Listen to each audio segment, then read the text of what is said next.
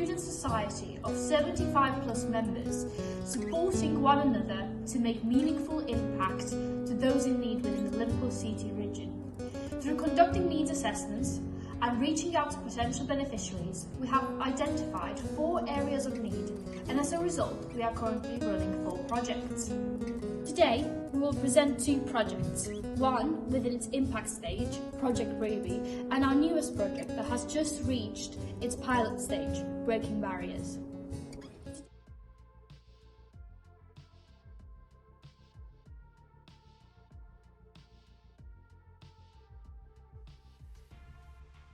Despite half of the population having a period, there are still 500 million people worldwide affected by period poverty, and in the UK alone, 1 in 10 girls cannot afford to buy menstrual products.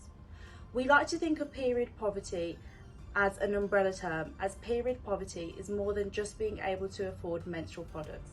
It's also about the lack of menstrual education, the impact on people's well-being and your day-to-day life.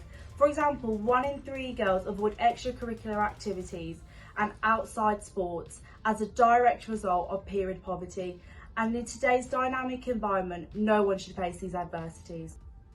From this information, we felt personally responsible to tackle period poverty, raise awareness and help the local community as much as we could in order to make a change.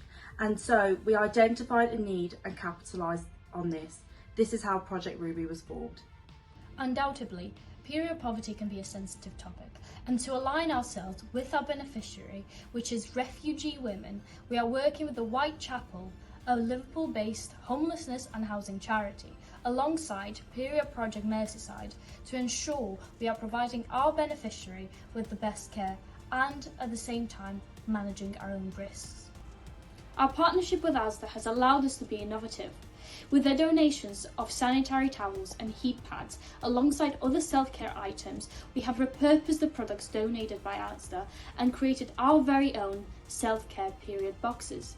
We introduced our new idea at our launch event in November and sold our boxes and shared more about who we are and what we are aiming to do. We are also innovative in the way that we sell our products using channels such as Depop, social media and pop-up stores. For instance, the Feel Good Independent Fair hosted by the University of Liverpool in order to reach a wider audience. As of today, we have raised over £150 and we hope to raise more money to help us grow and to further support our beneficiaries. Project Ruby runs off social entrepreneurship. Our core business principles are to help refugee women and to make an impact on the local community. These core principles and values are at the heart of what we do, and so our business model is based around making positive changes and an impact. Our business model works on a B2C basis, where we as Enactus Liverpool sell our products to those who can afford it, whilst providing them the opportunity to help our beneficiaries.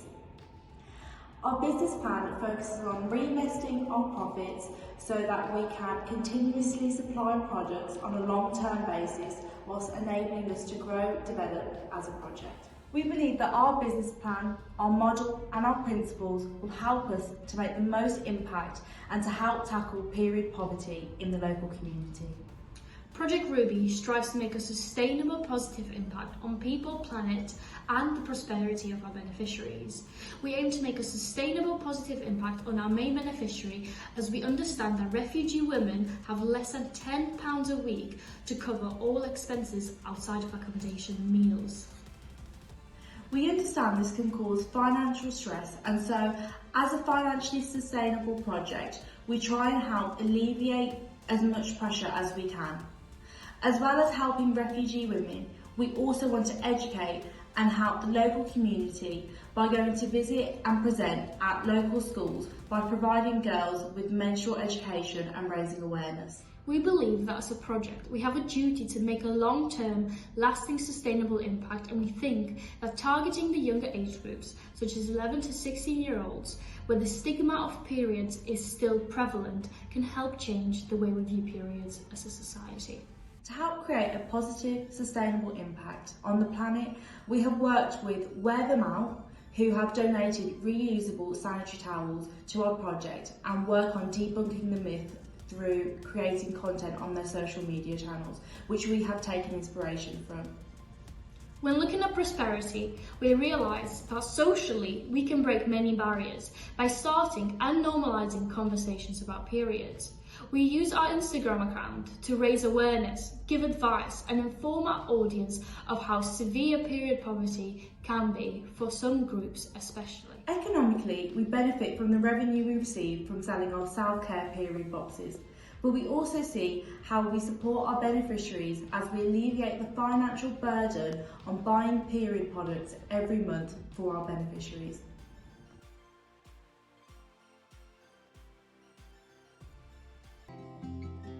Let me start by saying that out of the 10 most deprived areas in the UK, 5 of them are in Liverpool, and 25% of the children, that is almost 82,000 plus children, live in poverty.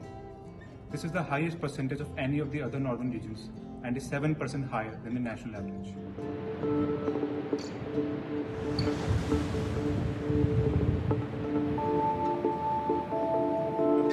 I have 1 meal a day. Provided my children have 3, I'll have 1 meal if I'm lucky. From the country's seaside towns, through the leafy suburbs and rural villages, this is the reality of child poverty in the UK. Often invisible, always corrosive. Everyone said don't cry in front of her, but it's very hard when you live in the same room. But what happens when COVID batters already struggling families? And what are we doing to turn the tide? We need to keep that focus on these children, because otherwise they're going to grow up remembering us for how we failed them rather than for how we got behind them and gave them the best start in life. Unfortunately, these children are likely to remain in poverty due to the lack of opportunities and have a higher chance of developing mental illnesses unless we do something about it. This is where our project, that is the Breaking Barriers, is focusing on. In this project, we are targeting deprived areas of Liverpool to tackle issues of social mobility and to break the poverty cycle. The poverty cycle means that students do not have the opportunity to reach their potential and they would not be able to break these barriers. We have identified the need for intervention model to guide and inspire these children and provide them with the tools and opportunities they need to reach their potential. We are taking personal responsibility by speaking to the beneficiaries in each school to tackle their specific barriers and adapting to the changes that come with that. There are already a lot of services that deal with poverty, for example food poverty with food banks. However, we have thought of an innovative intervention model to tackle the needs we have identified. By building personal relationships with our beneficiaries, we are able to help them out, not only on an educational level by providing the most appropriate university tutor for the subject they are struggling with, but also on an emotional level by being a supportive figure they can turn to and who can inspire them to dream big and reach their potential. We are looking at what there is already in the community and how that works. This helps us implement things into a project that will make the impact much deeper. We want to focus on the depth of our impact, and we have used innovation to come up with a project that allows us to do so. By building strong foundations and working together with the beneficiaries, we aim to help and support them. Our core business principles are to help children in years 7 and 8 who live in poverty and deprived areas to overcome barriers in their way. Providing university students as mentors for the foundational subjects allows us to provide the support needed without the use of external help, helping us achieve freedom and efficiency for the project. By working directly with the schools and beneficiaries, we can ensure that we tackle the direct need in a thorough and comprehensive way. All of our travels to and from school are communal, so we ensure we are as environmentally friendly as possible. Our team is comprised of university students from all year groups, so we can guarantee smooth handovers and the successful transition of the project throughout the Enactus years. All of our services are provided by a project team at Enactus Liverpool, so we are not reliant on external contracts. By building relationships with schools and students, we are assuring a deep positive impact for our beneficiaries. In terms of the long-term plan of the project, we will be expanding our intervention to tackle more needs expressed by the beneficiaries, whilst keeping the foundations of the project strong. So, that is Enactus Liverpool. With our growing membership and commitment towards the Sustainable Development Goals, we aim to further the education of children, break the barriers they face, and ensure that they can reach their true potential, whilst also contributing our share to the growing struggle of refugee women living on an £8 a week allowance. The work we do could not be more important, especially under the current cost of living crisis. As all of our everyday expenditure grows, helping shape the future generations and ensuring that people can have access to everyday basics continues to be our goal. Health and education are a right, so now the question becomes, what are you doing to ensure the people of your community get access to the most basic privileges that you so enjoy on a day-to-day basis?